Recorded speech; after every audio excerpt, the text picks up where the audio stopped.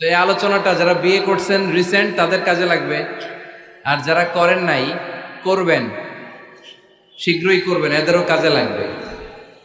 আর যারা মুরব্বী অনেক অভিজ্ঞতা ওনাদেরও কাজে লাগবে, ওনারা এটা শুনে নাতি নাত করতে শোনাতে পারবে, ঠিক কিনা? তাহলে কারোরই লস নাই। বিষয় কি? কথা বলে না। দম্পতি বোঝেন? বুঝেন? স্বামী আর স্ত্রী বানায় যেজন মিস্ত্রি, সে বড় আজব কারিগর ও মনরে সে বড় কঠিন কারিগর, ঠিক কিনা? পৃথিবীর প্রথম দম্পতি হচ্ছে সাইয়েদনা আদম আলাইহিস সালাম আর হাওয়া আলাইহাস সালাম। পৃথিবীর প্রথম স্বামী আদম আলাইহিস সালাম, প্রথম স্ত্রী হাওয়া আলাইহাস সালাম। ওয়া কুলনা ইয়া আদম উসকুন আনতা ওয়া যাওজুকাল জান্নাহ। আল্লাহ বললেন, আদম তুমি আর তোমার জোড়া বা তোমার স্ত্রী দুজনে মিলে জান্নাতে থাকো। তাহলে ওনারা ছিলেন স্বামী আর স্ত্রী, ঠিক কিনা? তাহলে এই দাম্পত্য সম্পর্কটা এটা জান্নাতি সম্পর্ক। কি সম্পর্ক? উত্তর দিতে হবে দৌলতপুরের ভাইরা। রাগ করছেন আমার সাথে? শীত লাগতেছে? উত্তর দেওয়া যাবে আওয়াজ করে? হ্যাঁ, আওয়াজ করে উত্তর দিবেন, মুখে তালা মেরে বসে থাকা যাবে না। তাহলে পৃথিবীর প্রথম স্বামীর নাম কি? আদম আলাইহিস সালাম। পৃথিবীর প্রথম স্ত্রী হাওয়া আলাইহাস সালাম। এই দাম্পত্য সম্পর্কটা বড় মধুর, বড় গভীর, বড্ড ভালোবাসার, ঠিক কিনা? স্বামী আর স্ত্রী, স্বামী আর স্ত্রী, এই সম্পর্কটাকে আল্লাহ তাআলা কোরআনে পোশাকের সাথে তুলনা করেছেন। কিসের সাথে? পোশাক। আরবিতে বলে লিবাস। আরবিতে কি বলে? লিবাস। আল্লাহ বলেছেন, ও নারীরা তোমরা পুরুষদের জন্য পোশাক, আর ও পুরুষেরা তোমরা নারীদের জন্য পোশাক। পড়েন সুবহানাল্লাহ। পোশাকের বেসিকলি তিনটা কাজ। কয়টা? কেউ কথা কয় না, আরো জোরে বলেন কয়টা? এখন আওয়াজ আসলো কোত্থেকে? আওয়াজ করে উত্তর দিবেন, চিল্লায় বলেন পোশাকের কাজ কয়টা? এভাবে শেষ পর্যন্ত খোঁচায় যেন সাউন্ড বের করা না লাগে, স্বপ্রণোদিত ভাবে উত্তর করবেন, ক্লাসের মতো হোক। তিনটা কাজ। এক নম্বর কাজ হচ্ছে পোশাক ইজ্জতের আবরু, লজ্জাস্থান ঢেকে রাখে, ঠিক কিনা? আমাদের লজ্জাস্থান ঢেকে রেখেছে আমাদের পোশাক। ঠিক তেমনি স্বামী তার স্ত্রীর ইজ্জত হেফাজত করে, স্ত্রী তার স্বামীর ইজ্জত হেফাজত করে, স্বামী তার স্ত্রীর চরিত্র হেফাজত করে, আর স্ত্রী তার স্বামীর চরিত্র হেফাজত করে। এজন্য আল্লাহ একে অপরের উদাহরণ দিতে যে লেবাস বা পোশাকের সাথে তুলনা দিয়েছেন। সুবহানাল্লাহ পড়েন। পোশাকের দুই নাম্বার কাজ হচ্ছে সৌন্দর্য। এই যে কত সুন্দর ডিজাইন করা, এমব্রয়ডারি করা পোশাক যখন আমরা পরি সুন্দর লাগে না? তেমনি পুরুষের চোখে নারী সুন্দর, নারীর চোখে পুরুষ সুন্দর, স্বামীর চোখে স্ত্রী সুন্দর, স্ত্রীর চোখে স্বামী সুন্দর। সুবহানাল্লাহ পড়েন। পোশাকের তিন নাম্বার কাজ হচ্ছে কমফোর্ট, আরাম দেয়া, প্রশান্তি দেয়া। শীতকালে এই যে আমরা ব্লেজার পরেছি, জ্যাকেট পরেছি, অনেকে চাদর গায়ে দিয়েছেন, কেউ মাথায় রুমাল দিয়েছেন, কেউ গলায় মাফলার দিয়েছেন, একটা উষ্ণ উষ্ণ আরাম আছে না নাই? আবার গরমের কালে পাতলা সুতি কটনের কাপড় পরলে একটা আরাম আছে না নাই? তাহলে পোশাক পরলে যেমনি আমাদের দেহ প্রশান্ত হয়, আরাম পাওয়া যায়, তেমনি স্বামী স্ত্রীর স্পর্শ পেলে সে আরাম পায়, তার হৃদয়টা প্রশান্ত করে দেয় কে? আবার স্ত্রী স্বামীর সঙ্গ পেলে তার মধ্যে প্রশান্তি এনে দেয় কে? এজন্য রাব্বুল আলামিন বলেন, হুন্না লিবাসুল লাকুম ওয়া আনতুম লিবাসুল লাহুন্না। ও দুনিয়ার নারীরা, তোমরা হলে পুরুষদের জন্য পোশাক, পুরুষ হলো নারীদের জন্য পোশাক। সুবহানাল্লাহ পড়েন। পোশাক যেমনি ইজ্জত আবরুর হেফাজত করে, তেমনি স্বামী স্ত্রী একে অপরের ইজ্জত হেফাজত করে। পোশাক যেমনি সৌন্দর্য বাড়ায়, স্বামীর চোখে স্ত্রী সুন্দর, স্ত্রীর চোখে স্বামী সুন্দর। পোশাক যেমনি আরাম দেয়, স্বামী তার স্ত্রীর স্পর্শ পেলে, স্ত্রী তার স্বামীর স্পর্শ পেলে হৃদয়ে প্রশান্তি অনুভব করে, ঠিক কিনা? এজন্য দাম্পত্য জীবন, এখানে স্বামীও আছে স্ত্রীও আছে, ইংরেজিতে বলে কাপল, কাপল লাইফ। এই বিশ্ব সভ্যতা নির্মাণে নারী পুরুষ, স্বামী স্ত্রী দুইজনেরই অবদান আছে না নাই? এজন্য সুনানে তিরমিজির বর্ণনায় আল্লাহর হাবিব সাল্লাল্লাহু আলাইহি ওয়াসাল্লাম বললেন, আন-নিসাউ শাকাইকুর রিজাল নারীরা হচ্ছে পুরুষের কাউন্টার পার্ট, নারীরা হচ্ছে পুরুষের পার্টনার, সহকর্মী, সহযোগী। এই বিশ্ব সভ্যতা নির্মাণে শুধু পুরুষদেরই অবদান নাই, নারীদের অবদান আছে না নাই? এজন্য কাজী নজরুল ইসলাম অসাধারণ লিখেছে, এ বিশ্বে যা কিছু মহান চিরকল্যাণকর, অর্ধেক তার করিয়াছে নারী, অর্ধেক তার নর। তার মানে নর নারী, স্বামী স্ত্রী দুইজনেরই অবদান এই মানব সভ্যতায় আছে না নাই? এই সম্পর্কটাকে আল্লাহ লেবাসের সাথে তুলনা করলেন, মেটাফরিক্যালি, রূপক ভাবে আল্লাহ পোশাকের সাথে তুলনা করলেন। পোশাক যেমনি গায়ের সাথে লেগে থাকে, পোশাক যেমনি চামড়ার সাথে মিশে থাকে, স্বামী স্ত্রীর সম্পর্কটাও এরকম, একাকার, মিলেমিশে, ভালোবেসে একাকার। স্বামী স্ত্রীর রিলেশনশিপ সম্পর্কটা অনেকটা হাত আর চোখের মতো। হাত ব্যথা পেলে চোখ দিয়ে পানি ঝরে, আবার চোখ দিয়ে পানি ঝরলে হাত সেই পানি মুছে দেয়, ঠিক কিনা? তাহলে সম্পর্কটা কেমন যেন হাত আর চোখের মতো। হাত কেটে গেলে পানি পড়ে কোন দিক দিয়ে? চোখ দিয়ে পানি ঝরে। আবার চোখ দিয়ে পানি ঝরলে চোখের পানি মোছার জন্য হাতের দরকার আছে না নাই? তাহলে একেবারে মিলেমিশে একাকার সুখী দাম্পত্য জীবন, স্বামী স্ত্রী এই জান্নাতি সম্পর্কটাকে কিভাবে উপভোগ করবে, কিভাবে একে অপরের সাথে ডিলিংস করবে, আচরণ করবে, এ ব্যাপারে কোরআন এবং সুন্নায় আমাদের জন্য গাইডলাইন দেয়া আছে না নাই? আমরা গাইডলাইন নিব কোরআন থেকে। কোত্থেকে? কোরআন থেকে আর সুন্নাহ থেকে। কারণ এই কোরআন আর সুন্নাহ আমাদেরকে সঠিক জীবন দর্শন শিখায়, কিভাবে এই পৃথিবীতে চললে পৃথিবীতেও সুখ, আবার আখেরাতেও সুখ, এর সব দিক নির্দেশনা কোরআনে আছে না নাই? তাহলে এই যে স্বামী স্ত্রীর দাম্পত্য জীবন, এক্ষেত্রে প্রত্যেককে আল্লাহ তাআলা কিছু দায়িত্ব দিয়েছে। আজকে দায়িত্বগুলোর ব্যাপারে আমরা শুনব। স্ব স্থানে থেকে প্রত্যেকেই, স্বামী যদি স্বামীর দায়িত্ব পালন করে, স্ত্রী যদি স্ত্রীর দায়িত্বটুকু পালন করে, তাহলে দাম্পত্য জীবনটাকে জান্নাতি দাম্পত্য সুখ দিয়ে ভরে দিবে কে? আল্লাহ। আমাদের প্রত্যেকের দাম্পত্য জীবন সুখী হোক, সমৃদ্ধ হোক, আমরা চাই কি চাই না? অনেকে বলে হুজুর সুখ নাই, সুখ নাই, ঘরের ভেতরে গেলেই জাহান্নাম। আহা, কথা শোনে না আমার। আবার স্ত্রীরা বলে হুজুর দোয়া করবেন, পরকিয়া করে, খালি এসএমএস পাঠায়, আমারে ভাল লাগে না, এখন এখন অন্যদিকে ঘুরে, এরকম আসরা নাই? দুই দিক থেকে অভিযোগ। বোনদের জন্য কোনো প্যান্ডেল ট্যান্ডেল আছে নাকি আজকে? হ্যাঁ, দিনের বেলা সমাবেশ ছিল তো, এটা হয়ে গেছে তো মাইকের সাউন্ড নিশ্চয়ই। এই এদিকে উঠছে কে? টান দেন এদেরকে ধরে, টানেন টানেন, টাইনা বসান বসান, টান দেন টান দেন, হুজুরে ধরেন, হুজুরে ধরেন। ধরতে পারেন নাই হুজুরে? ধরছেন? হ্যাঁ, টান দেন, এই তো টাইনা বসেন। এদিকে তাকান, এদিকে হয়েছে, হ্যাঁ বসাই দিচ্ছে। এইভাবে চলবে একেবারে শেষ পর্যন্ত। উঠলে খবর আছে, শুরুতে সুযোগ দিয়েছি, সুযোগ নেন নাই। তো আমরা প্রথমে স্বামীর দায়িত্ব শুনবো। দাম্পত্য জীবনে স্বামীকে আল্লাহ তাআলা কি দায়িত্ব দিয়েছে, তারপর স্ত্রীকে আল্লাহ তাআলা কি দায়িত্ব দিয়েছে, এবং দুইজনের আবার কালেকটিভ সম্মিলিত কিছু দায়িত্ব আছে, এগুলো আমরা শুনবো। শুনতে রাজি আছেন তো? কষ্ট হচ্ছে আপনাদের? আচ্ছা, এই বাম দিকটা আমাকে কষ্ট দিয়েই যাচ্ছে, খালি আওয়াজ, কথা। একটু থামছে আবার শুরু। কেন? আমার দিকে তাকান। আরেকজনকে থামতে বলছে কি আপনারা? এই থামো থামো, এগুলো বলেন কেন? আপনি থামেন, তাহলে তো হয়ে গেল। হ্যাঁ, আবার আমার সাথে কথা বলেন, আপনি চুপ। তো প্রথমে আমরা সম্মিলিত দায়িত্বের কথা শুনবো। সম্মিলিতভাবে আল্লাহ স্বামী স্ত্রী দুইজনকেই কিছু দায়িত্ব দিয়েছে, যে দায়িত্বটা দুইজনের উপরই বর্তায়। এরপরে শুনবো স্বামীকে আল্লাহ কিছু দায়িত্ব দিয়েছে, এটা শুনবো। এরপরে স্ত্রীকে কিছু দায়িত্ব দিয়েছে। আল্লাহর কসম, এই দায়িত্বগুলো যদি স্বামী স্ত্রী সম্মিলিতভাবে পালন করে, এক একটা ঘরকে আল্লাহ জান্নাতি পরিবার বানায় দিবে, সুখী সমৃদ্ধ জান্নাতি দম্পতি বানায় দিবে।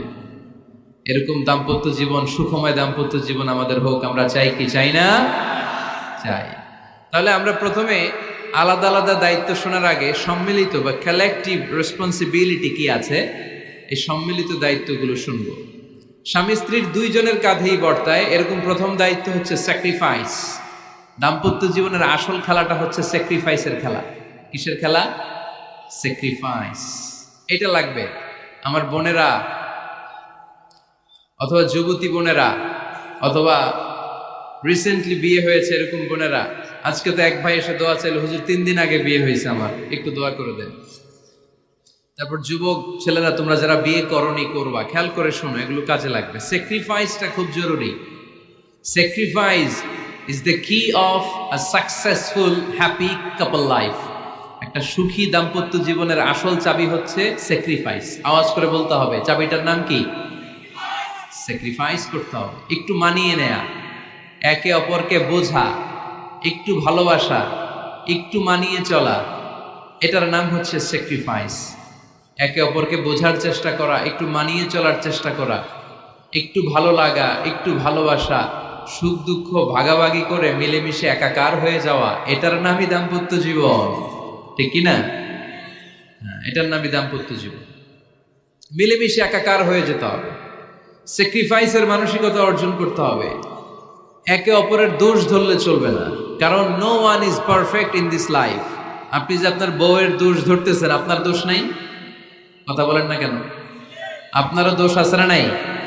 তো লিস্ট দুই ভাবে করা যায়, একটা হচ্ছে দোষের লিস্ট, আর একটা হচ্ছে গুণের লিস্ট। দোষের লিস্ট বাদ দিয়ে দেন। আপনার স্ত্রীর মধ্যে আল্লাহ তাআলা কি কি গুণ দিয়েছে, এই গুণগুলোর লিস্ট করুন, দোষের লিস্ট নয়। দাম্পত্য জীবনটাই এমন, কখনো ঝগড়া, কখনো হাসাহাসি, কখনো মেঘ, কখনো বৃষ্টি, আছে না নাই? হয় না এরকম? আপস অ্যান্ড ডাউনস, মাঝে মাঝে একটু ঝগড়া, মাঝে মাঝে আবার ভালোবাসা, আবার খুনসুটি, এগুলো মিলেমিশে একাকার করে স্যাক্রিফাইস দিয়ে একে অপরকে জয় করে নিতে হয়। কারণ no one is perfect in this world. এই পৃথিবীতে কেউই পারফেক্ট না। আপনি আপনার বউয়ের দোষ খুঁজলে আপনারও দোষ আছে না নাই?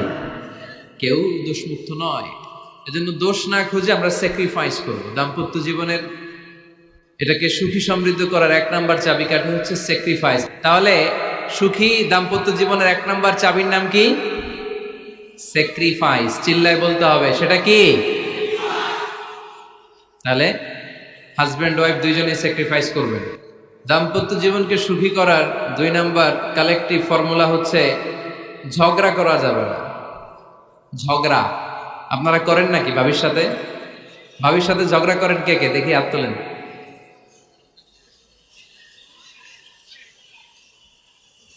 এদিকে সব আল্লাহর ওলি, এরা ঝগড়া টগড়া করে না। আপনি করেন? এই সাহসী সন্তান আছে কিছু, মাশাআল্লাহ। ঠিক আছে, বেশি করেন না আবার। হ্যাঁ ঠিক আছে, ঠিক আছে, তোমরাও করো, বুঝছি, আপনারাও করেন। ওকে, না ঝগড়া করা যাবে না। একজন ঝগড়া শুরু করলে আরেকজন চুপ থাকতে হবে। দুইজনই ঝগড়া করলে, দুইজন রেগে গেলে ঝামেলা আসরা নাই। স্বামী রেগে গেলে স্ত্রী চুপ, স্ত্রী কখনো রেগে গেলে স্বামী চুপ, দুইজনই রেগে গেলে তৃতীয় বিশ্বযুদ্ধ, ঠিক কিনা? এই জন্য ঝগড়া করতে দেয়া যাবে না। কারণ এই ঝগড়া, সামান্য ঝগড়া থেকে এই ঝগড়া বাড়তে বাড়তে এটা বিচ্ছেদের দিকে গড়ায়, ডিভোর্স হয়ে যায়। এরকম কত কেস যে আমার কাছে আসে, কত কেস যে আমার কাছে আসে যে হুজুর ছোট্ট ঝগড়া থেকে আমাদের মধ্যে ঝগড়া বাড়তে বাড়তে ইগো প্রবলেমের কারণে বিচ্ছেদে গড়ায়। আর এই ঝগড়া একটু শুরু হলে ইবলিস শয়তানের কাজ হচ্ছে পালে বাতাস দেয়। কি দেয়? পালে বাতাস পেলে এটা দাউ দাউ করে উঁচু হয়ে ওঠে। আগুনের মধ্যে যেমনি কেরোসিন ঢাললে দাউ দাউ করে জ্বলে, সামান্য ঝগড়ার ছোতা পেলে ইবলিস শয়তান খালি দাউ দাউ করে এই ঝগড়ার আগুনকে জ্বালিয়ে দেয়, ঠিক কিনা? এই জন্য ঝগড়া করবেন না, মেহরবানি করে ঝগড়া শুরু করবেন না। যে কোনো মূল্যে এই ঝগড়াকে থামায় রাখতে হবে। তো ফ্যামিলিতে ঝগড়া অনেক সময় হয়ে যায়, কিন্তু একজন ঝগড়া করলে আরেকজন চুপ থাকতে হবে। ঝগড়া নিয়ে একটা মজার গল্প আছে, শুনবেন? বিশৃঙ্খলা করলে তো গল্প শোনানো যাবে না, একেবারে চুপ। আমার দিকে তাকান, তাকিয়েছেন? ঝগড়া নিয়ে যে গল্পটা, সেটা হচ্ছে এক স্বামী ওয়াজ শুনে বাড়িতে গেছে রাত 11টায়।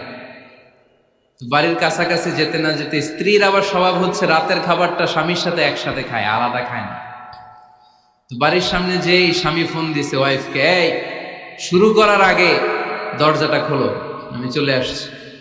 তো ওয়াইফ এসে দরজা খুলে দিছে। এবার স্বামী ঘরে ঢুকে বলে, শুরু করার আগে রাতের খাবারটা দিয়ে দাও টেবিলে, খেয়ে ফেলে। স্ত্রী বেচারি ডাইনিং টেবিলে খাবার দিয়েছে, হাজব্যান্ড বেচারা ওয়াশরুম থেকে ফ্রেশ হয়ে ডাইনিং টেবিলে বসেছে, স্ত্রীও বসেছে, তো খুব বড্ড গরম। হাজব্যান্ড বলে শুরু করার আগে ফ্যানটা ছাড়। এইবার তো স্ত্রী বেচারি রেগে মেগে আগুন, কি আসার পর থেকে শুরু করার আগে কি শুরু করার আগে? হাজব্যান্ড বলে এই তো শুরু হয়ে গেল। মানে কি? ঝগড়া। মানে কি? ঝগড়া। প্রিয় ভাইয়েরা, ঝগড়া করবেন না।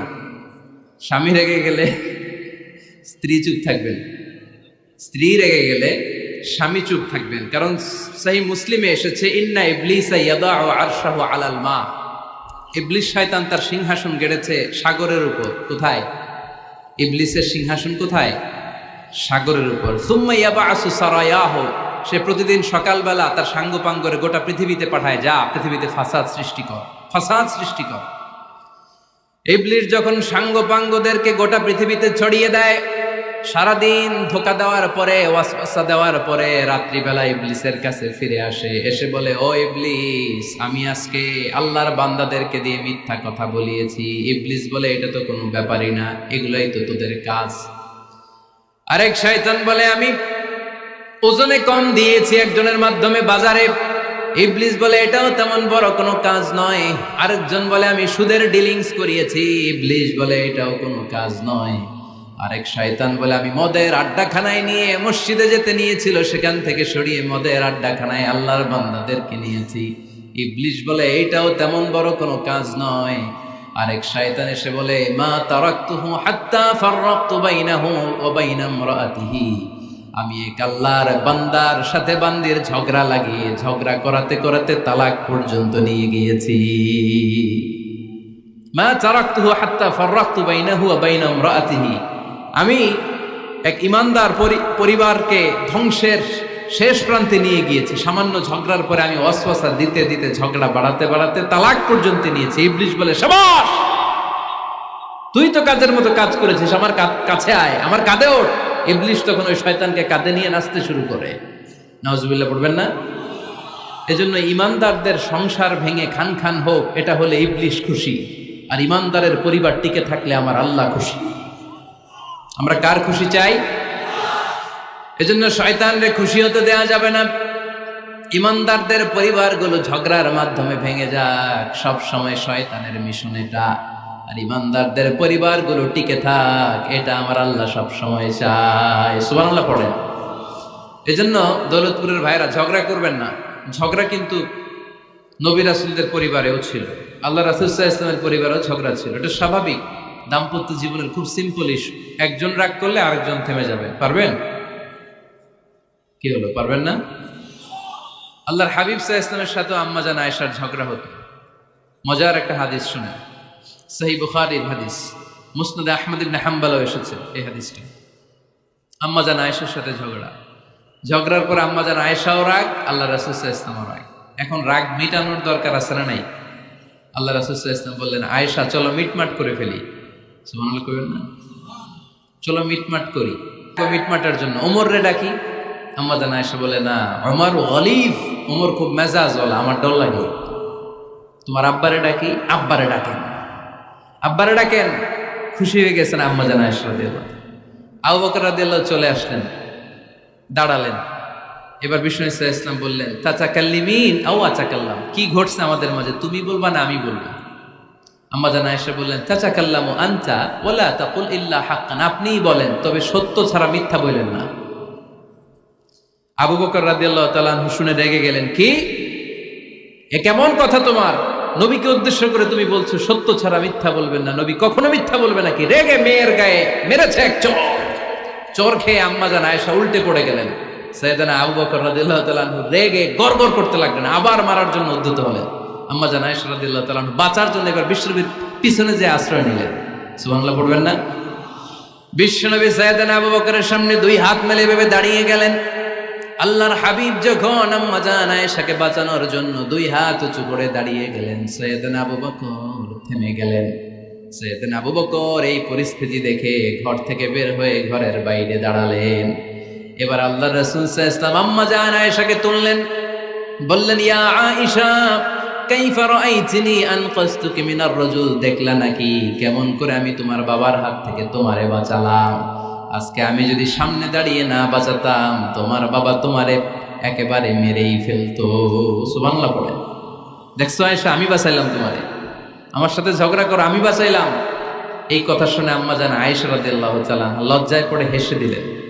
সুবহানাল্লাহ পড়বেন না? এত আস্তে সুবহানাল্লাহ। লজ্জায় হেসে দিলেন। বিষ্ণু সাল্লাল্লাহু আলাইহি ওয়াসাল্লাম এবার হেসে দিলেন।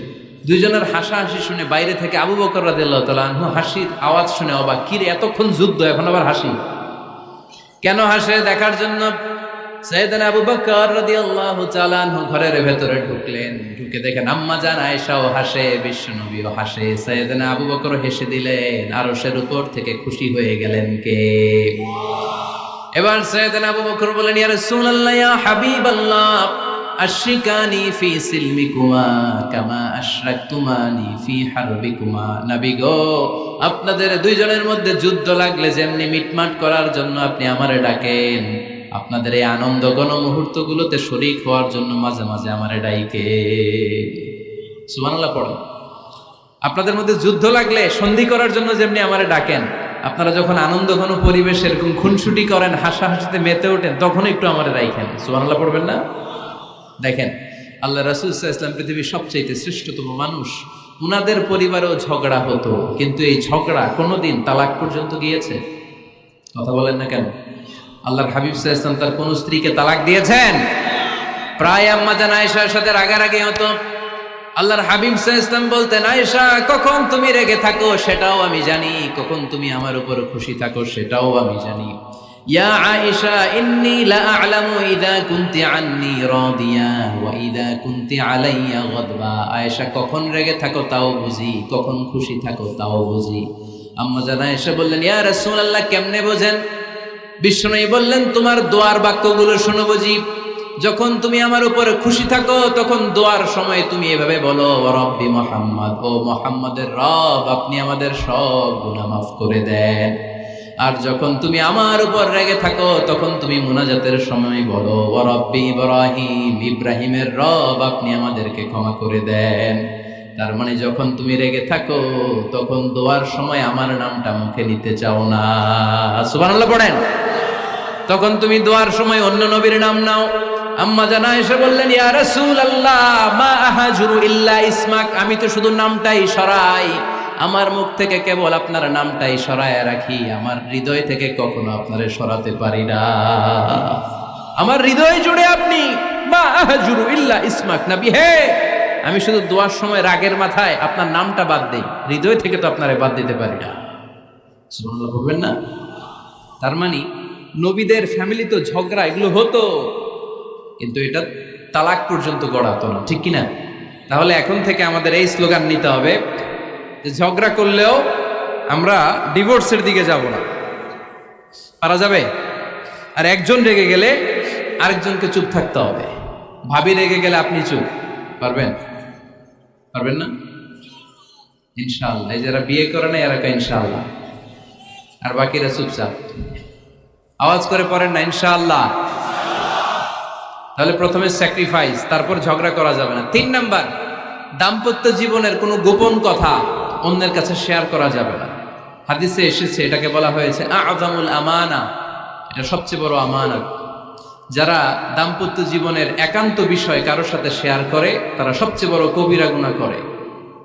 আশারুন নাস বলেছেন বিশ্বনবী এদেরকে, সবচেয়ে নিকৃষ্ট মানুষ। ইয়াউমাল কিয়ামাতি মানজিলাতান, আল্লাহর কাছে কিয়ামতের দিন সবচাইতে নিকৃষ্ট হয়ে দাঁড়াবে ওই দম্পতি, ওই নারী কিংবা ওই পুরুষ, তুফদি ইলা যাওজিহি ওয়া ইউফদি ইলা যাওজিহা সুম্মা ইউনশিরু সিররাহা। তারা একান্ত সময়ে ফিজিক্যাল ইন্টিমেসিতে যা করে এটা পরে মানুষের কাছে বলে বেড়ায়, এরকম আছে না নাই? খবরদার, এটা বড় কবিরা গুনাহ। অনেক বোনরা একসাথে হলে দাম্পত্য জীবনের বিভিন্ন গোপন বিষয় নিয়ে কথা বলে, আছে না নাই? অনেক পুরুষরা একে অপরের সাথে, বন্ধুদের সাথে বিভিন্ন বিষয় নিয়ে শেয়ার করে, এটা এমন ওইটা এমন, এগুলো বলা যাবে? আসিবাউ হারাম। দাম্পত্য জীবনের সব বিষয়, স্বামীর সব বিষয় স্ত্রীর কাছে আমানত, স্ত্রীর সব বিষয় স্বামীর কাছে আমানত রেখেছে কে? দাম্পত্য জীবনের এই প্রাইভেট লাইফের কোনো কিছু কিয়ামত পর্যন্ত অন্যের কাছে প্রকাশ করাকে হারাম ঘোষণা করে দিয়েছে কে? এজন্য খবরদার আমার বোনেরা, একসাথে মহিলারা হলে পেটের কথা পিঠের কথা সব বের করে দেয়, আসরা নাই কিছু থাকে না, সব বের হয়ে যায়। খবরদার, সব বললেও দাম্পত্য জীবনের কোনো কথা শেয়ার করা যাবে। আমার ভাইয়েরা খবরদার, আপনাদের দাম্পত্য জীবনের কোনো কথা আপনার বন্ধুর সাথে শেয়ার করতে পারবেন না। এগুলো ফ্যামিলি শান্তি নষ্ট করে, দাম্পত্য জীবনের সুখকে নষ্ট করে। তাহলে 3 নাম্বার, প্রাইভেসি বজায় রাখবেন, এটা দুজনেরই দায়িত্ব। 4 নাম্বার, অহেতুক সন্দেহ পরিহার করুন।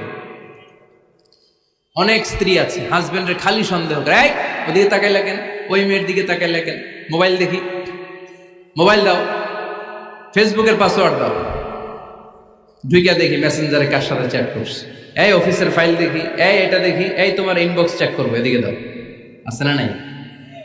এই সন্দেহ ঘরটারে জাহান্নামের টুকরা বানিয়ে ছেড়েছে। অহেতুক সন্দেহ করবেন না। আবার ভাইরা ভাবিদেরকে অহেতুক সন্দেহ করবেন, এই ওদিকে গেলা কেন, ওদিকে তাকাইলা কেন, এটা করলা কেন, ওইটা করলা কেন, দেখি তোমার মোবাইল, তোমার মোবাইলের গ্যালারি দেখি, লক করে রাখছো কেন, লক খোলো, আছে না নাই?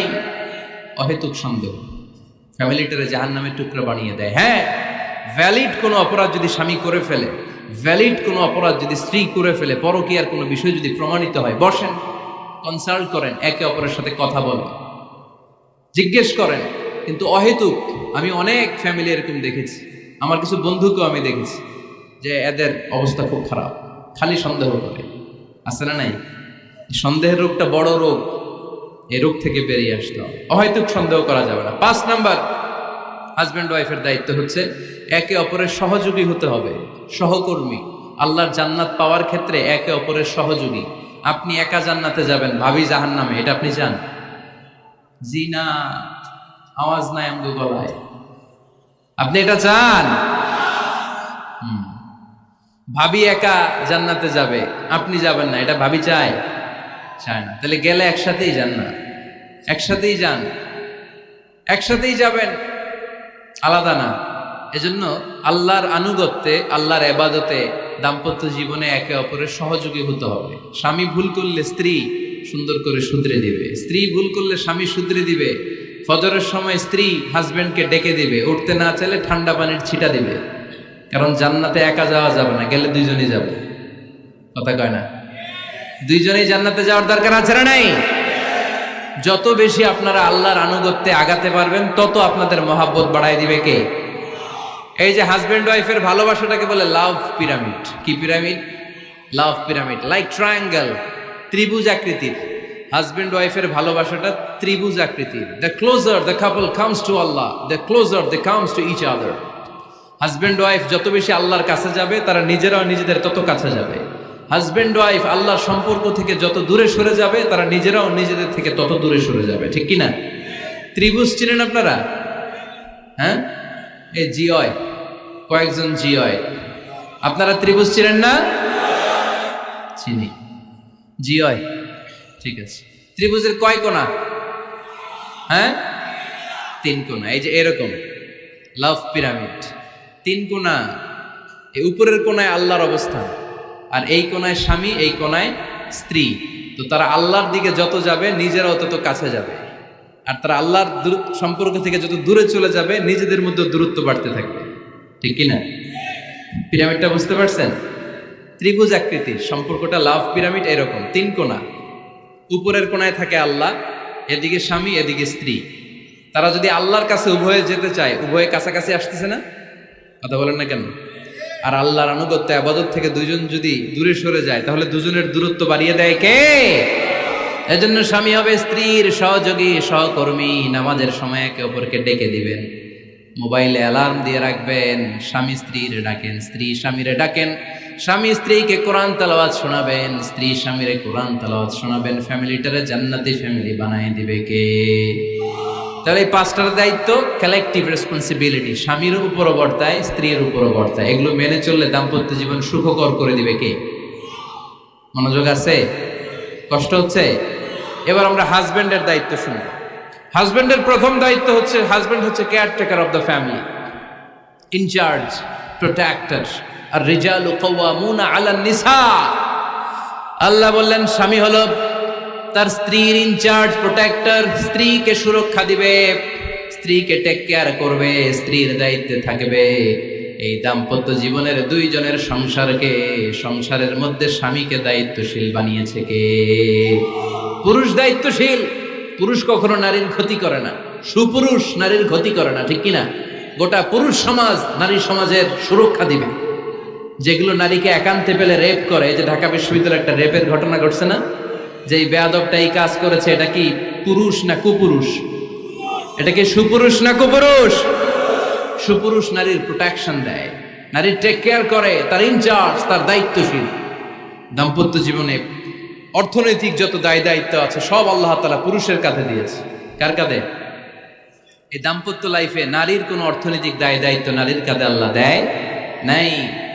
এজন্য সব অর্থনৈতিক দায়িত্ব পুরুষের ঘাড়ে। 4টা অর্থনৈতিক দায়িত্ব আছে। পুরুষ নারীকে মহারণা দিবে, পুরুষ নারীকে খাবারের ব্যবস্থা করবে, পুরুষ নারীকে পোশাকের ব্যবস্থা করবে, পুরুষ নারীর জন্য রেসিডেন্সিয়াল ব্যবস্থা করবে, ঠিক কিনা? وآتوا النساء صدقاتهن نحلة فإن طبن لكم عن شيء منه نفسا فكلوه هنيئا مريئا। সুবহানাল্লাহ পড়ে। সব স্বামীদেরকে আল্লাহ ডেকে বললেন, ও স্বামীরা শোনো শোনো, বিয়ের পর সাথে সাথে স্ত্রীর কাছে তুমি মোহরানা আদায় করে দাও। মোহর দেয়া নফল নাকি ফরজ? জোরে বলেন। তোমরা কি দাও? সিলটি পুলা মোহরানা দাও? হ্যাঁ, মোহরানা দিতায় নাকি যৌতুক খাইতা? খিতা করতা? হ্যাঁ, কি দিব? মোহরানা দিব। মোহরানা দেয়াকে ফরজ করেছে কে? আল্লাহ। তো মোহর দিতে টাকা লাগে না? এই টাকার দায়িত্ব পুরুষের ঘাড়ে দিছে কে? 2 নাম্বার দায়িত্ব, আলাল মাউলুদি লাহু রিজকুহুন্না ওয়া কিসওয়াতুহুন্না বিল মা'রুফ। স্বামী স্ত্রীর জন্য খাদ্যের ব্যবস্থা করবে, পোশাকের ব্যবস্থা করবে। 3 নাম্বার, ওয়াসকিনুহুন্না মিন হাইসু সাকানতুম মিন ওয়াজদিকুম। নিজের সামর্থ্যের মধ্যে থেকে স্ত্রীর জন্য রেসিডেন্সিয়াল একটা এরিয়ার ব্যবস্থা করে দিবে। সুবহানাল্লাহ পড়ো। তাহলে অর্থনৈতিক দায়িত্বের মধ্যে 4টা: মোহরানা দেয়া, মিলস খাবারের ব্যবস্থা করা, মানে ফুডিং এন্ড ক্লোথিং, পোশাকের ব্যবস্থা করা, সর্বশেষ রেসিডেন্সিয়াল ব্যবস্থা করা। এই যে অর্থনৈতিক সব দায়িত্ব, খরচ যেখানেই আছে, সব দায়িত্বগুলো পুরুষের কাঁধে দিল কে? চিল্লায় বলেন কে? খরচের সবকিছু আল্লাহ তাআলা পুরুষের কাঁধে দিয়েছে। এটা হচ্ছে পুরুষের ফিনান্সিয়াল দায়িত্ব। এবার দাম্পত্য জীবনে পুরুষের নন ফিনান্সিয়াল কিছু দায়িত্ব আল্লাহ তাআলা দিয়েছে, এগুলো আমরা শুনব। এদিকে ওঠাওটি করলেন কে কে দেখি? আটকান, এদেরকে আটকান, ধরেন ধরেন, এদেরকে ধরেন। হ্যাঁ, কে হইছে? শেষ করে দিব তো? খিতা হইতা? হ্যাঁ, জোরে মাতো। চলবে চলবে? হ্যাঁ, তাকবীর পড়েন তো দেখি। যারা চলবে বলতেছেন লিল্লাহি তাকবীর।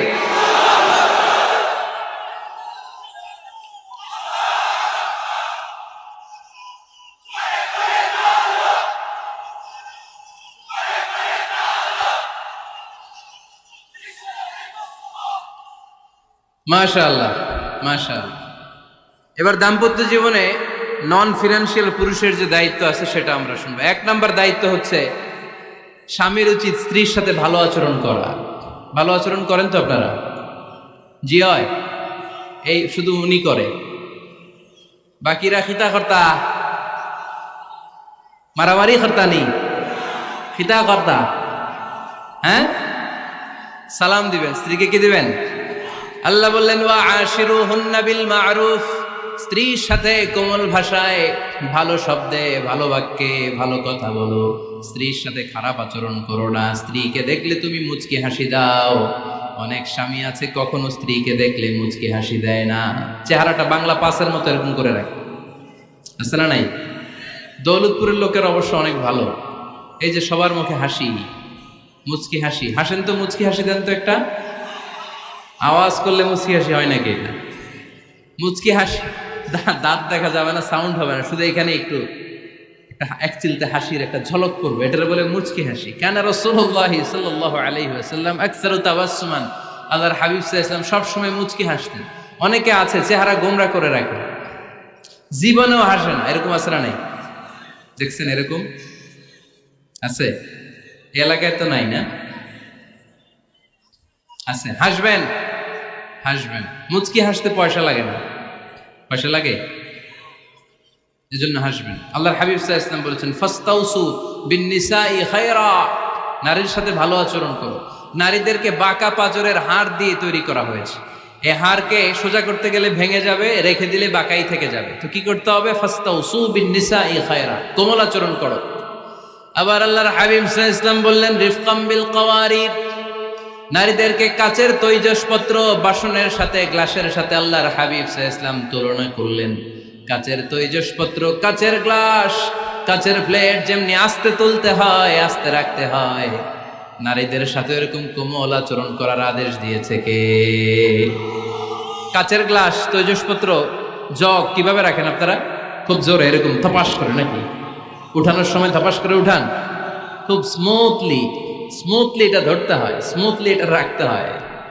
তেমনি নারীদের সাথেও স্মুথলি আচরণ করবেন। নারীদেরকে যত আপনি কোমল মোলায়েম ভাষায় কথা বলতে পারবেন, তারা তত আপনার কথা শুনবে। যত সুন্দর সুন্দর কথা, নারীকে, স্ত্রীকে বলবেন তুমি আমার সব, তুমি আমার কৈতরী, তুমি আমার টুনটুনি, তুমি আমার ময়না পাখি, তুমি আমার সোনা পাখি। ওই যে কয় কলিজা, তার মানে প্র্যাকটিস চলে বাসায়। আর কি ডাকেন? ভাবিরে কি ডাকেন বলেন? জান।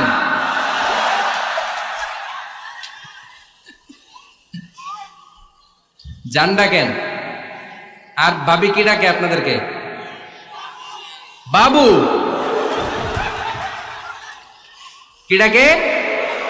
বাবু ডাকে। আর কি ডাকে? হ্যাঁ, বেবি। পোলাপান কত দুষ্ট দেখছেন, বেবি ডাকে নাকি?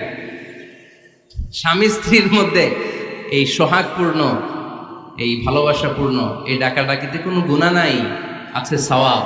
এগুলো দাম্পত্য জীবনকে সুখময় করে, ঠিক কিনা? তাহলে স্ত্রীদের সাথে কোমল আচরণ করতে হবে, 1 নাম্বার দায়িত্ব। 2 নাম্বার দায়িত্ব, স্ত্রীর সেক্সুয়াল ডিজায়ারকে ফুলফিল করতে হবে। সেনসিটিভ, যেগুলো ব্যাখ্যা করে বোঝানো কঠিন। আপনারা বুঝবেন যারা ম্যাচিউরড, মোর দেন 18 ইয়ার্স, যারা 18+ যাদের বয়স, সেক্সুয়াল ডিজায়ার ফুলফিল করা হাদিসে এসেছে, এটা স্বামীর দায়িত্ব। ফিজিক্যাল ইন্টিমেসির সময় নিজের ডিজায়ার ফুলফিল হলেই কুইট না করা, সময় দেয়া, এটা আবশ্যক। এই বিষয়েও প্রত্যেক স্বামীর খেয়াল রাখা দরকার। সংক্ষেপে শেষ করে দিলাম। 3 নাম্বার, স্ত্রীর ব্যক্তিগত বৈধ কাজে স্বাধীনতা দিতে হবে স্বামীর। অনেক স্বামী এই ছোট্ট বিষয় নিয়ে মারামারি লাগায় ফেলে ঘরে। স্ত্রীর ব্যক্তিগত বৈধ যে চয়েস, এটাতে আপনি স্বাধীনতা দিবেন। স্ত্রীর মনে চায় রান্না বান্না শিখতে, আপনি বললেন তুমি কম্পিউটার শিখো, কিলাকিলি আছে না নাই? স্ত্রীর মনে চায় কাঁথা সেলাই শিখতে, নকশি কাঁথা, আপনি বললেন না তুমি ল্যাঙ্গুয়েজ শিখো, ঝামেলা আছে না নাই? না, প্রত্যেকের আলাদা ব্যক্তিগত রুচি, চাহিদা, মতামতের গুরুত্ব আছে না নাই? এজন্য প্রত্যেক স্বামীর উচিত স্ত্রীর বৈধ ব্যক্তিগত যে কাজ, অবৈধগুলা না। আবার স্ত্রী বলল যে জি বাংলা দেখবো, তুমি একটা টিভি নিয়ে আসো, আনা যাবে? কথা বলেন। স্ত্রী বলল চলো পহেলা বৈশাখে আমরা নাচানাচি করব, তুমি আর আমি মিলে, এটা মানা যাবে না। স্ত্রীর ব্যক্তিগত বৈধ কাজের স্বাধীনতা দেয়া। আম্মা জান আয়েশা রাদিয়াল্লাহু তাআলা আনহা বলেন, ওয়া কানা লি সাওয়াহিবু ইয়ালআবনা মাই, বুখারীর বর্ণনা। আমি যখন আল্লাহর হাবিব সাল্লাল্লাহু আলাইহি ওয়াসাল্লামের বাড়িতে বউ হয়ে আসলাম, আমার কিছু খেলার সাথী ছিল। আমি কাপড় দিয়ে পুতুল বানাতাম আর ঘোড়া বানাতাম, এগুলো দিয়ে খেলতাম। আমার সাথীরা আসলে রাসূল সাল্লাল্লাহু আলাইহি ওয়াসাল্লাম ঘরের পর্দা নামিয়ে দিয়ে আমার জন্য ঘরটা ছেড়ে দিত। সুবহানাল্লাহ কইতে পারলেন না? আল্লাহর হাবিব সাল্লাল্লাহু আলাইহি ওয়াসাল্লাম কখনো বলতেন না আয়েশা তোমার বান্ধবীরা যেন ঘরে না আসে, কখনো বলতেন না আয়েশা আমি নবী মানুষ, তুমি নবীর বউ, তুমি কেন পুতুল দিয়ে খেলো, তুমি যেন কাপড় দিয়ে পুতুল বানাও, কেন ঘোড়া বানাও, এগুলো বন্ধ করো। কোনদিন বিশ্বনবী আম্মা জান আয়েশা রাদিয়াল্লাহু তাআলা আনহার পুতুল খেলায় বাদশা দেন নাই, সাথীদের সাথে খেলাধুলায় কখনো বাধা দেন নাই। সুবহানাল্লাহ পড়েন। ছোট্ট মেয়েদের জন্য কাপড়ের পুতুল দিয়ে খেলাধুলা করা এটা জায়েজ, কারণ ছোট্ট মেয়েরা দেখবেন পুতুল বানায়, এটারে দুধ খাওয়ায়, এটার জন্য রান্না করে, এটার গোসল করায়। এটাকে ছোট্ট মেয়েদের জন্য এই পুতুল খেলা জায়েজ রাখা হয়েছে এজন্য, কারণ তারাই কিছুদিন হবে এই প্রজন্মের মা।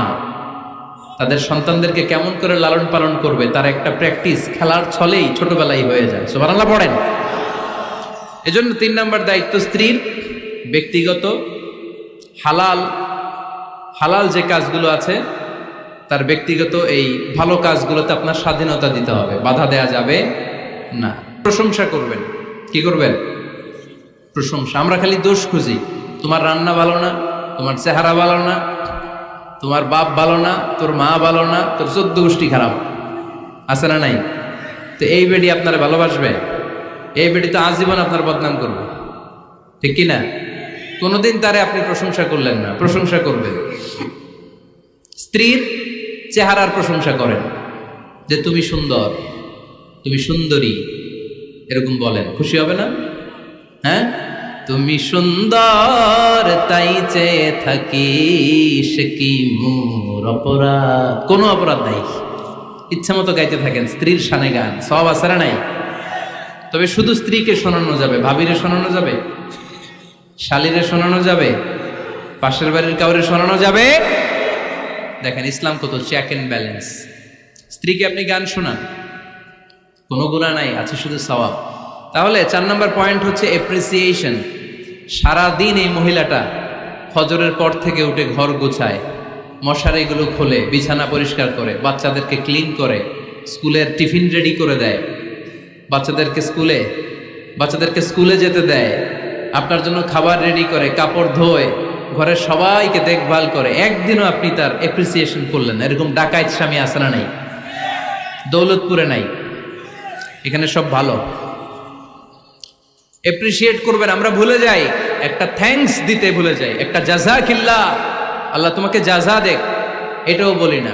এদিকে তাকান, বলবেন তুমি সুন্দরী, তুমি অনন্যা, তুমি সুস্নিগ্ধা, তুমি প্রিয়ংবদা, তুমি সুহাসিনী, তুমি সুকেশিনী, তুমি সুভাষিনী, তুমি অসূর্যম পোষ্যা, মেঘে কালো কেশ, কাজল কালো চুল, হরিণের মতো ডাগর ডাগর দুটি তোমার চোখ। আহা হা হা, পোলাপাইন খুশি হয়ে গেছে। আহা হা, ওরা মুখস্থ রাখতেছে, বলবে এগুলা, বিয়ে করে নাই কিন্তু এখনো। তো জায়গা মতো বলবা, গার্লফ্রেন্ডে বললো না আবার। কাকে বলবা? স্ত্রীকে। কাকে? স্ত্রীকে। পারা যাবে না? একটু এপ্রিসিয়েশন দেওয়া যাবে না ওনাদেরকে? একটু প্রশংসা করবেন। প্রশংসা পেলে নারীরা বড্ড খুশি হয়। যদি আপনি বলেন যে তোমার রান্নাটা আজকে অসাধারণ হয়েছে, দেখবেন আরেক বাটি আইনা দিতেছে, খাইতে পারতেছে না, এরপর পাতে তুলে দেয়, আরেকটু খাও, আরে খাও না, আছে না নাই? ওই যে প্রশংসা করছেন, খুশি হয়ে গেছে তো। আপনি 10,000 টাকার বান্ডিল দিয়ে আপনার বউকে যত খুশি করতে না পারবেন, রান্না মজা হয়েছে এইটা বলে আপনি অনেক বেশি খুশি করতে পারবেন। আল্লাহর হাবিব সাল্লাল্লাহু আলাইহি ওয়াসাল্লাম কখনো স্ত্রীদের রান্নার বদনাম করে নাই। সুবহানাল্লাহ পড়বেন না? আওয়াজ করে পড়েন সুবহানাল্লাহ। আজ থেকে স্ত্রীর সৌন্দর্যের প্রশংসা করবেন, কাজের প্রশংসা করবেন, রান্নার প্রশংসা করবেন, এপ্রিসিয়েশন দিবেন। পারবেন তো? রান্নার প্রশংসা নিয়ে মজার একটা গল্প আছে, শুনতে চান? তো উঠতে শুরু করলেন যে, হ্যাঁ, এখন আর কে কারে ধরবে? অনেকে উঠে গেছে। 2টার দিকে যারা বসা, প্রায় আমার মাহফিলগুলোতে এই সমস্যা হয়। গাইবান্ধাতে আমি গেলাম, জিজ্ঞেস করলাম কখন আসছেন? কয় ফজর পরে আসছেন। তো ফজর পরে আসছেন, এত আগে আসছেন কেন? কয় জায়গা পাবো না এই জন্য। লক্ষ লক্ষ মানুষ, কে কাকে নিয়ন্ত্রণ করবে? লক্ষ লক্ষ মানুষ। আমার জীবনে এত বড় প্যান্ডেল আমি কথা বলি নাই। এরা সকাল থেকে বসে আছে, পেশাব আটকে রাখছে, এটা ক্ষতিকর না? এরা আজহারিকে দেখার পরে এরপরে ওঠা আরম্ভ করছে, দেখাইছি, কয় দেখে গেছি হুজুর, এরপরে চলে যাচ্ছে। তা আপনাদেরও কি অবস্থা এরকম? হ্যাঁ, আচ্ছা ঠিক আছে। তো রান্নার প্রশংসা নিয়ে যে মজার গল্পটা আপনাদের শোনাতে চাই, এদিকে তাকান, মনোযোগী হন। আমার ওয়াজ শুনে এক লোক মনে মনে নিয়ত করছে যে আয়রে, জীবনে তো রান্নার প্রশংসা করলাম না, আজকে রান্নার প্রশংসা করব। তো মাহফিল শেষে বাসায় গেছে, স্ত্রী তাকে খাবার দিয়েছে, স্বামী খাবার খায় আর মিটি মিটি হাসে। স্ত্রী বলে, এই মাহফিল শুনে আসছো, রাত বাজে 12টা, খাচ্ছ ভালো কথা, হাসো কেন?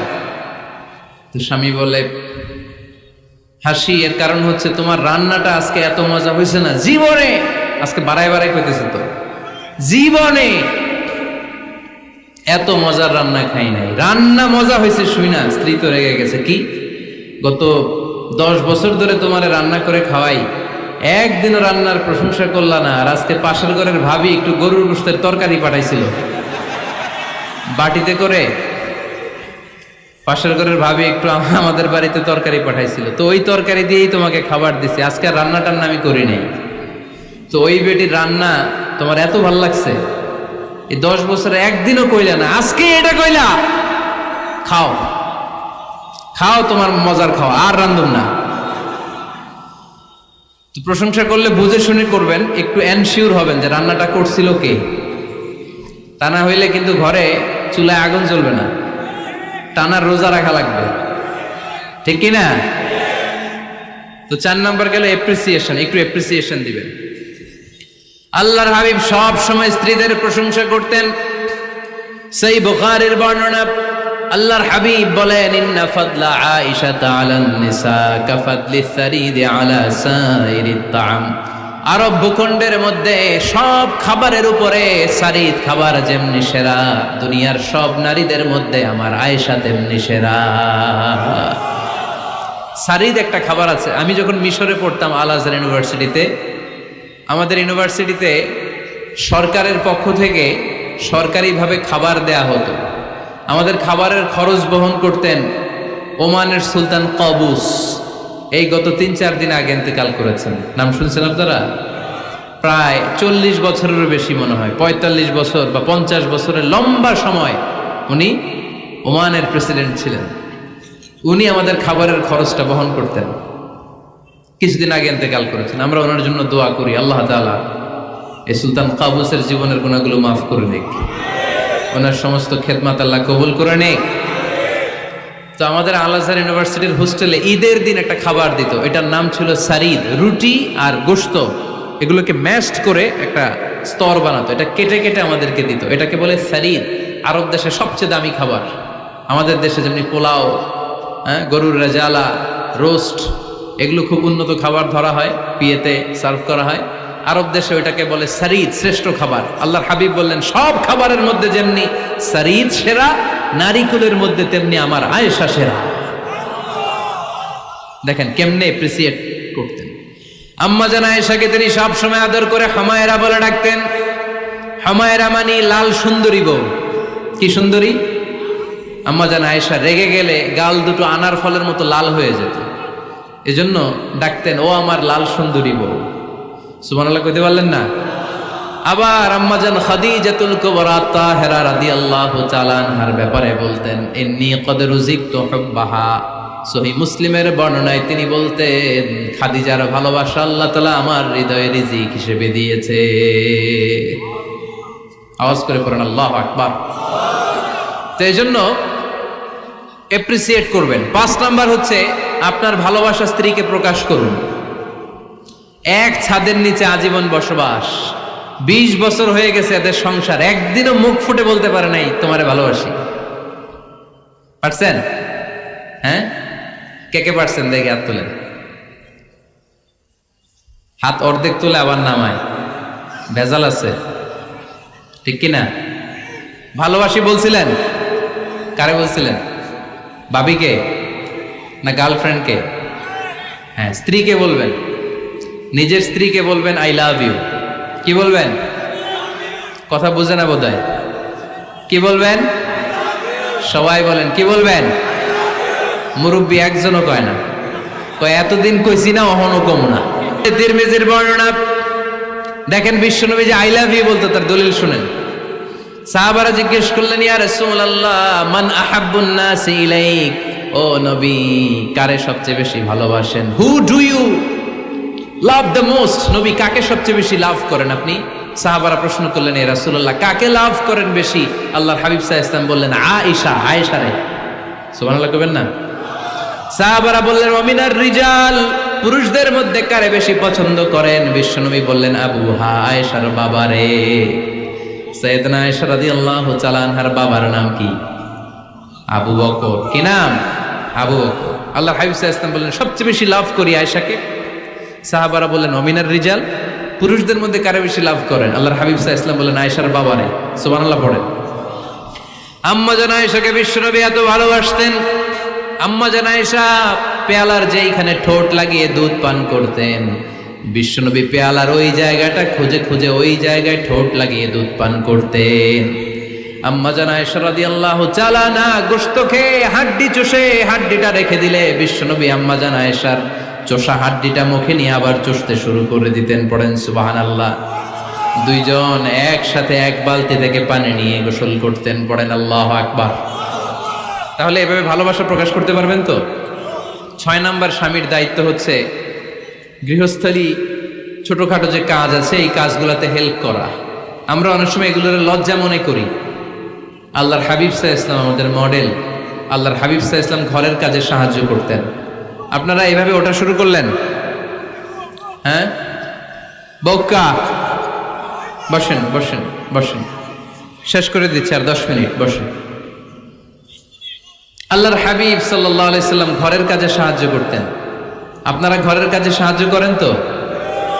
আম্মা জান আয়েশা বলেন, বিশ্বনবী নিজ হাতে জুতা সেলাই করেছেন, নিজ হাতে জামা সেলাই করেছেন। মুসনাদে আহমদ ইবনে হাম্বলের বর্ণনা, আল্লাহর রাসূল সাল্লাল্লাহু আলাইহি ওয়াসাল্লাম দুধ খেতে মন চাইলে নিজ হাতে ছাগলের দুধ দহন করেছেন। সুবহানাল্লাহ। নিজে আটার খামির বানাতেন, আম্মা জান আয়েশা চুলায় সেকা দিতেন। আবার আম্মা জান আয়েশা রাদিয়াল্লাহু তাআলা আনহা আটার খামির বানাতেন, বিশ্বনবী এটা চুলায় সেকা দিতেন। সুবহানাল্লাহ পড়েন। দুধ খেতে চাইলে নিজ হাতে বিশ্বনবী ছাগির ওলান থেকে দুধ দহন করে আম্মা জান আয়েশার কাছে এনে দিয়ে দিতেন। সুবহানাল্লাহ পড়েন। তাহলে ঘরের কাজে সহায়তা করবেন, ঘরের কাজে সহায়তা। 7 নাম্বার হালাল এন্টারটেইনমেন্ট, হালাল বিনোদন, এটা ইসলাম জায়েজ রেখেছে। অনেকে আমরা বিনোদনটাকে হারাম মনে করি, এরকম আছে না নাই? হ্যাঁ, বিনোদন 2 ধরনের, একটা হারাম এন্টারটেইনমেন্ট আর একটা হচ্ছে হালাল এন্টারটেইনমেন্ট। আম্মা জান আয়েশা রাদিয়াল্লাহু তাআলা আনহাকে নিয়ে মরুভূমিতে দৌড়াদৌড়ি করতেন। ভাবির সাথে দৌড়াদৌড়ি করছেন কারা কারা? দেখি হাত তোলেন। হ্যাঁ, দৌড়াদৌড়ি করছেন কোথায়? যৌতুকের লাগে হেতেরে দৌড়াইছেন? হেতি বাসাল্লাই দিছে দৌড়, এই দৌড়াদৌড়ি না। আম্মা জান আয়েশা রাদিয়াল্লাহু তাআলা আনহার সাথে বিশ্বনবী মরুভূমিতে দৌড়াদৌড়ি করেছেন। বলেছেন, আয়েশা দেখো কে কার আগে ওই খেজুর বাগান ধরতে পারে, তুমি আগে না আমি আগে। একবার বিশ্বনবী জিতলেন, তার 7 বছর পরে প্রথমে আম্মা জান আয়েশা রাদিয়াল্লাহু তাআলা আনহা ওই দৌড়ে জিতলেন। তার 7 বছর পরে বিশ্বনবী জিতে আম্মা জান আয়েশাকে হারায় দিলেন। পড়েন সুবহানাল্লাহ। ঈদের দিন আম্মা জান আয়েশাকে হাবাসি সাহাবাদের তীর আর বল্লম দিয়ে যে খেলা চলতেই খেলা দেখাতেন। সুবহানাল্লাহ পড়েন। বিশ্বনবী খেলা দেখাতেন আম্মা জান আয়েশাকে। এই হচ্ছে স্বামীর দায়িত্ব। হালাল এন্টারটেইনমেন্ট আপনি করতে পারবেন। বসেন, দোয়া করে দিচ্ছি, বসেন। বুঝতে পারছি অনেক আগে আসছেন আপনারা। বসেন, বসে যান, এখনই দোয়া হচ্ছে। বসেন বসেন বসেন বসেন, এখনই দোয়া করব। বসে যান, বসে যান। বউকা মাদ্রাসার বিল্ডিং এর কন্ট্রাক্টরের জন্য দোয়া চেয়েছেন, আমরা দোয়া করি আল্লাহ কবুল করুক। আমার ছেলে মেয়ের বিয়ের বয়স হয়ে গেল, পরিবারে বিয়ের কথা বলতে পারি না, লজ্জায়। আহারে কি কষ্ট। মনে করি পরে করে, এটা বললে তারা বলবে এখনো বয়স হয় নাই বিয়ের, পরিবার থেকে বিয়ের কথা চিন্তা করে না। এ ব্যাপারে কিছু বলুন। কিছু বললাম। এই সমস্যা পুরো বাংলাদেশে, ছেলে মেয়েদেরকে সময় মতো বিয়ে দেয় না। ইউটিউবে এ নিয়ে আমার কথাবার্তা পাবেন, শুনে নিয়ে। ছেলের বাবা মেয়ের বাবাদেরকে বলি, ছেলে মেয়েরা উপযুক্ত হলে বিয়ে দিয়ে দেন। বিয়ে না দিলে যৌবনের তাড়নায় যত পাপ করবে, এই পাপগুলো মা বাবার কাঁধেও আশ্রা নেই। আচ্ছা, 8 নাম্বার স্বামীর দায়িত্ব হচ্ছে, স্বামীর দায়িত্ব বলেই এখন দোয়া। স্ত্রীর মতামতের গুরুত্ব দিবেন। অনেক স্বামী আছে বাজার করতে গেলে নিজের যেটা মন চায় ওইটাই কিনে, আছে না নাই? নিজে গরু খাবে, খাসি খাবে, খালি ওইটাই কিনে। আপনার বউ হয়তো পছন্দ করে আচার, পছন্দ করে জলপাই, আমড়া, এগুলো আনে না, আছে না নাই? খোঁজ খবর নিবে। অনেকে ফ্ল্যাট কিনতে মনে চায়, হুট করে কিনে ফেলে না। ভাবিরে জিজ্ঞেস করবেন কোন দিকে কিনলে ভালো হয়, ওয়াশরুমটা কোন দিকে দিতে হবে, কিচেনটা কোন দিকে দিলে সুবিধা, জানালাগুলো কোথায় দিলে সুবিধা, এগুলো সব ডিসাইড করে নেবেন। এই কারণেই দাম্পত্য জীবনে সুখ নাই। 9 নাম্বার, একসাথে সময় কাটাবেন। 6 মাসের বেশি কোনো লোক তার স্ত্রীর অনুমতি ছাড়া বাইরে যে প্রবাস জীবন কাটাতে পারবে না। এদেশের অনেক লোক প্রবাসে সময় কাটায়। 6 মাসের বেশি স্ত্রীকে রেখে দিয়ে কোনো হাজব্যান্ড বিদেশে থাকতে পারবে না। সিলেটিরা লন্ডনে থাকে, 6 মাস পরেই আসতে হবে, ঠিক কিনা? সর্বশেষ কথা হচ্ছে, স্ত্রীর জন্য দোয়া করবেন। স্বামীর পক্ষ থেকে স্ত্রীর জন্য দোয়া, এটার গুরুত্ব আছে না নাই? বিশ্বনবী তার স্ত্রীর জন্য দোয়া করতেন। স্ত্রীর জন্য দোয়া করবেন, রব্বানা হাব লানা মিন আজওয়াজিনা ওয়া যুররিয়াতিনা কুররাতা আ'য়ুন ওয়াজআলনা লিল মুত্তাকিনা ইমামা। ও আল্লাহ, আমার স্ত্রীদেরকে, আমার সন্তানদেরকে আমার চক্ষু শীতলকারী বানিয়ে দেন। পড়েন আমিন। আল্লাহ আমার স্ত্রীকে এমন বানান, স্ত্রীকে দেখলেই যেন আমার হৃদয়টা প্রশান্ত হয়, আমার চোখ যেন জুড়িয়ে যায়। এই 10টা দায়িত্ব স্বামীর সুখী দাম্পত্য জীবনের জন্য। স্ত্রীর দায়িত্ব আজকে বলার সুযোগ হলো না, অন্য কোথাও অন্য কোনো মাহফিলে এই বিষয় নিয়ে আলোচনা করব, যে একটা সুখী দাম্পত্য জীবনের জন্য স্ত্রীকে আল্লাহ কি দায়িত্ব দিয়েছে। এই দায়িত্বগুলো আপনারা ইউটিউব থেকে শুনে নেবেন। আপনারা সবাই ভালো থাকুন, সুস্থ থাকুন, সুন্দর থাকুন।